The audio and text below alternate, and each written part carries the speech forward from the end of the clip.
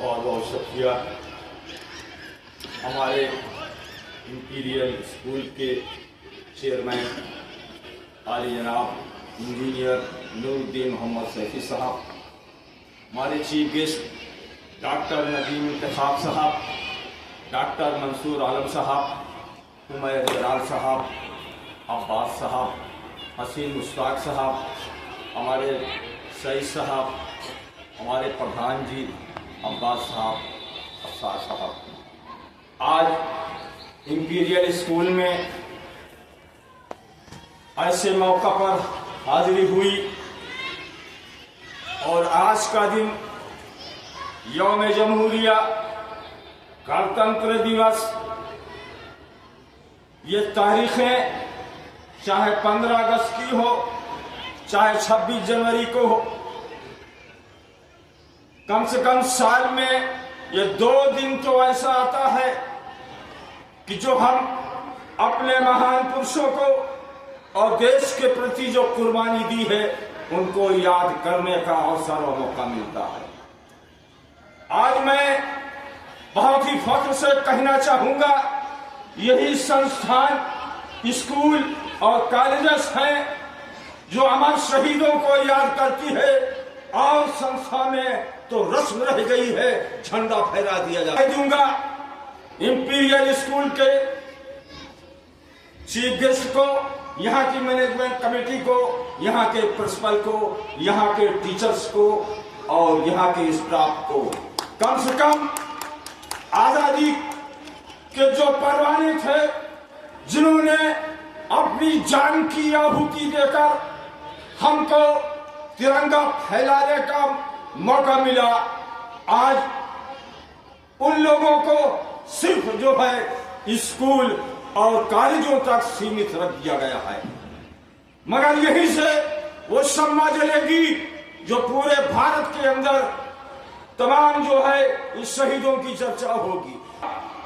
ये बहुत अच्छा एक प्रोग्राम लगा आपके स्कूल का, जो भारत वर्ष के विभिन्न प्रांत की सभ्यता को, संस्कृति को इकट्ठा करके और जो केरला का जो दृश्य दिखाया गया वो बहुत ही सराहनीय रहा। मैं उस निर्देशक को मैं बधाई देता हूं जिन्होंने ये कार्यक्रम जो है करवाया। अब बात आती है कि अपने अगर चंद शहीदों का नाम न लिया जाए तो मेरा इंपीरियल स्कूल में आना अधूरा रहेगा।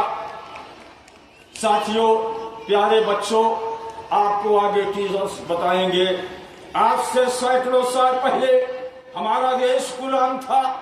गुलाम ये नहीं कि हम जंजीरों में जकड़े थे, हमारे ऊपर बरतानिया ब्रिटिश का कानून नाफिज था, हमको उनके अधीन होना था, उनके अनुसार, उनके मुताबिक अपने जीवन को व्यतीत करना था।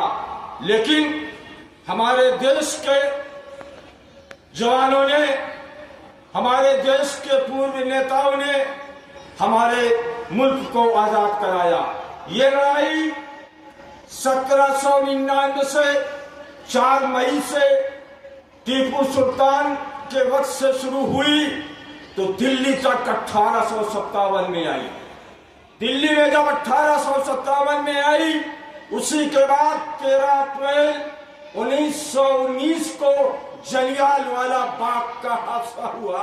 पूरे भारत में अंग्रेजों के खिलाफ एक आक्रोश उत्पन्न हो गया और इसलिए कि निहत्थे हजारों लोग मारे गए थे और ऐसी दशा में मारे गए थे कि आगे भागने का कोई रास्ता नहीं था, कुआं था, चारों तरफ दीवारें थी। तारीख गवाह है, रानियों के लाशों से भर गया वो जलियांवाला बाग था। इसको जब देखा, गांधी जी ने चौरी चौरा का आंदोलन रोक दिया था, तो हमारे देश के 4 ऐसे योद्धा, पंडित राम प्रसाद बिस्मिल, अशफाकुल्ला खान, राजेंद्र लहरी, रोशन सिंह ने ये बीड़ा उठाया कि हमको इनसे मुकाबला करना है, इनसे लड़ना है। लेकिन उस वक्त इतने सारे सामान नहीं थे मुहैया और इतने सामान उपलब्ध नहीं थे कि अंग्रेजी साम्राज्य का मुकाबला कर सके। उसी दौरान ये साथियों के बीच में आया जिनकी तादाद संख्या 17 थी और एक गुप्त मीटिंग करके ये तय किया कि सहारनपुर से लखनऊ की ओर से काकोरी स्टेशन पर हिंदुस्तान का खजाना जाता है, वो हमारा है, भारत का धन है, हम उसको लूट सकते हैं, वो अंग्रेज का नहीं है, किसी और का नहीं है। वो काकोरी डकैती कांड से लिखा गया है।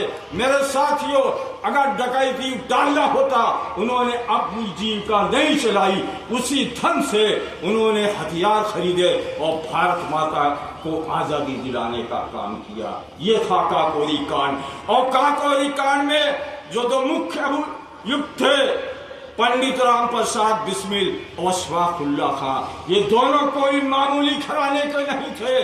पंडित राम प्रसाद बिस्मिल और अशफाकुल्लाह खां 4-5 भाषा के जानकार थे और आज भी तारीख में कहा जाता है जिस बस्ती में पंडित राम प्रसाद बिस्मिल और अशफाकुल्लाह खां जैसे पैदा हो जाए तो उस देश से बुराई और नफरत मिट जाएगी। इसी के साथ नए आए हुए सारे लोगों को बहुत बहुत बधाई देते हुए मैं अपनी जबान को रोकना चाहूंगा।